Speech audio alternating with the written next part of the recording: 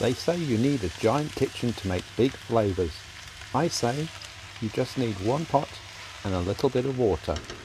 Welcome to One Pot Tiny Kitchen. My name is Trevor Allen and this is my home narrowboat Kate.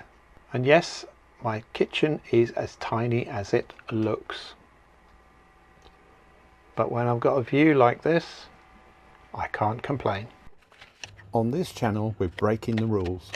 We're diving deep into the world of incredible curries, from spicy madras to creamy kormas, all cooked here on the water. The catch? We're doing it all in one single pot.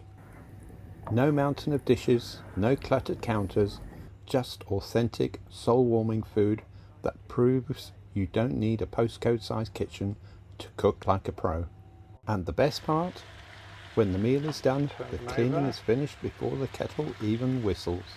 So if you love bold spices, life on the water, or just hate doing the washing up, hit that subscribe button. Let's get cooking on Narrowboat Kate. And there we have it, one pot chicken biryani served with methi roti and a couple of slices of lemon. See you at the stove.